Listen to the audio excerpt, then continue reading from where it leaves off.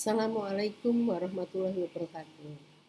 Kita ketemu lagi dalam materi health economy. Kita sekarang membahas tentang elastisitas supply. Apa itu elastisitas? Elastisitas adalah kepekaan. Kita kemarin sudah membahas tentang kepekaan dari faktor demand. Nah, sekarang adalah elastisitas supply, sehingga kita akan mendiskusikan seberapa peka provider atau produsen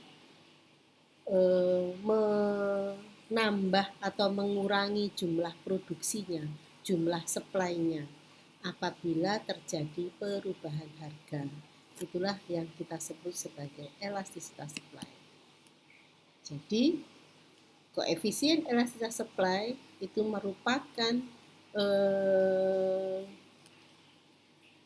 besarannya nanti merupakan persentase perubahan jumlah barang yang ditawarkan dengan persentase perubahan harga.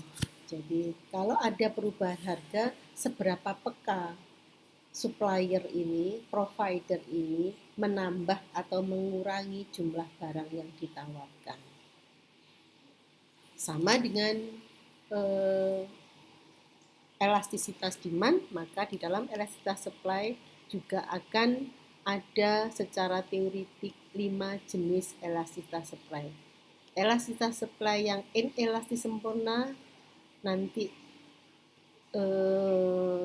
indikator atau besaran koefisien elastisitasnya sama dengan 0. Kemudian elastisitas yang bersifat inelastis itu nilainya kurang dari 1, kemudian elastisitas uniter sama dengan 1, elastis lebih besar dari 1, dan elastis sempurna yang tak terhingga. Jadi kalau kita lihat di sini, maka kalau terjadi perubahan harga, semakin peka dia terhadap perubahan harga, maka akan semakin elastis. Semakin tidak peka, maka akan semakin inelastis. Nah, sekarang saudara cek, kalau di dalam hukum demand, maka di kehidupan nyata sehari-hari yang banyak terjadi itu adalah kondisi elastis dan inelastis. Ada sih inelastis sempurna, elastis dan inelastis. Yang elastis uniter, kemudian yang elastis sempurna jarang kita dapatkan. Nah, bagaimana dengan penawaran? Kalau di penawaran, saudara tahu tadi sudah kita diskusikan bahwa supply itu merupakan fungsi produksi, di mana faktor yang sangat mempengaruhinya itu bukan harga ternyata. Kita sudah mendiskusikan bahwa faktor yang mempengaruhinya itu adalah kemampuan organisasi di dalam berproses produksi. Dalam berproses produksi berarti yang lebih mempengaruhinya adalah faktor inputnya. Berapa resources yang dimilikinya di dalam input, kemudian proses produksinya, itulah yang sangat mempengaruhi banyaknya penawaran. Di dalam berproses produksi juga sangat dipengaruhi oleh waktu yang tersedia untuk proses produksi tersebut. Sehingga di dalam jenis elastisitas supply dalam alam kehidupan nyata, itu yang terjadi adalah kondisi inelastis sempurna dan inelastis saja. Sangat sulit kita mencari sebuah perusahaan atau sebuah organisasi yang mempunyai sifat elastis. Kenapa? Karena proses produksi itu memerlukan waktu dan jumlah input atau faktor input itu tidak mudah untuk dirubah. Proses produksi tidak mudah untuk dirubah. Misalkan kalau saya sudah men-setting perusahaan cangkir saya ini dengan kapasitas mesin, saya punya mesin yang mempunyai kapasitas katakanlah per hari 1000 cangkir. Maka kalau toh terjadi perubahan harga cangkir yang sangat bagus, saya tidak mungkin untuk cepat merubah produksi saya menjadi 2.000 per hari untuk memproduksi cangkir 2.000 sehari gitu. Tidak begitu mudah. Kenapa? Karena untuk menambah mesin, menambah resources yang lain itu tidak bisa dengan cepat. Itulah sebabnya elastisitas penawaran lebih banyak bersifat inelastis, bahkan dalam jangka waktu pendek itu akan bersifat inelastis sempurna. Itu kenapa kalau kita mendiskusikan tentang elastisitas supply sifatnya bersifat inelastis. Ini jadi bagaimana sebenarnya bentuk elastisitas supply secara umum? Kita tahu nanti bentuknya bersifat inelastis. Mengapa bentuknya seperti itu? Jawabannya karena supply itu merupakan proses produksi. Di dalam berproses produksi sangat tergantung pada keberadaan input dan proses produksi atau metode di dalam proses produksi itu sendiri, di mana untuk mengubah proses produksi dan mengubah input itu memerlukan waktu, sehingga itu semua yang menyebabkan bentuk supply secara umum akan bersifat inelastis, bahkan inelastis sempurna. Akhirnya apa yang mempengaruhi elastisitas supply? Yang mempengaruhinya adalah sifat perubahan biaya produksi.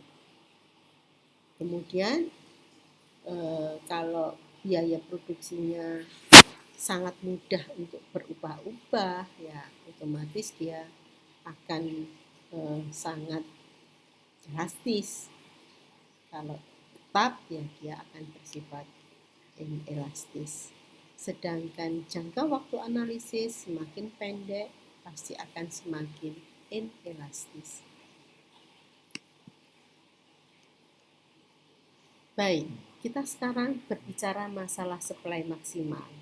Apa itu supply maksimal? Supply maksimal itu adalah jumlah maksimal yang bisa diproduksi oleh sebuah organisasi dalam satu periode waktu tertentu, atau bisa saja kita sebut sebagai kapasitas maksimal untuk produksi. Jadi kalau misalkan saya ditanya perusahaan cangkir Butini itu dalam satu periode berapa kapasitas maksimalnya, nah nanti kita akan bisa menghitungnya dengan mencari atau menghitung supply maksimal. Caranya bagaimana? Caranya adalah kita identifikasi resources, kita tentukan jenis resources yang paling dominan. Karena kita membuatnya dengan cepat, maka kita dalam berproses produksi pasti punya input yang banyak sekali, punya resources yang banyak, jenis resources yang banyak untuk bisa kita berproses produksi. Nah, tapi kita pilih mana resources yang paling dominan. Resources yang lainnya diasumsikan terpenuhi. Nah, yang disebut resources yang paling dominan ini adalah resources untuk berproses produksi, bukan resources bahan baku. Kemudian kita tentukan jumlah waktu yang tersedia dalam satu periode. Misalkan saya akan diminta untuk menghitung produksi dalam waktu 1 bulan. Nah, produksi dalam waktu 1 bulan itu mesinnya berhenti atau mesinnya tidak berhenti sama sekali, misalnya. Itu yang kita sebut sebagai tentukan jumlah waktu yang tersedia dalam satu periode tertentu. Yang berikutnya kita identifikasi waktu untuk 1 kali proses produksi. Untuk 1 kali waktu produksi, atau kalau nanti kita menyebutkannya di dalam jasa pelayanan, itu adalah waktu pelayanan. Jadi berapa waktu untuk satu kali proses produksi ini. Kalau misalkan satu produksi ini membutuhkan 1 jam, ya nanti ini kita sebut sebagai 1 jam. Kalau hanya 15 menit, ya 15 menit begitu. Baru kita hitung supply maksimal dengan cara jumlah waktu yang tersedia dibagi dengan jumlah waktu untuk satu kali produksi. Kalau satu kali produksi langsung menghasilkan beberapa jumlah produk, maka nanti dikalikan dengan jumlah produknya. Tapi kalau untuk satu kali produksi hanya keluar satu produk saja, maka cukup jumlah waktu yang tersedia dibagi dengan jumlah waktu dalam satu kali produksi. Itu yang bisa saya sampaikan. Nanti kita akan menghitung di lain kesempatan dengan cara mengidentifikasi semua resources, dan kita coba untuk menghitung berapa kapasitas produksi yang sebuah perusahaan yang ada di sekeliling kita. Itu yang bisa saya sampaikan. Terima kasih. Sampai jumpa di lain waktu. Assalamualaikum warahmatullahi wabarakatuh.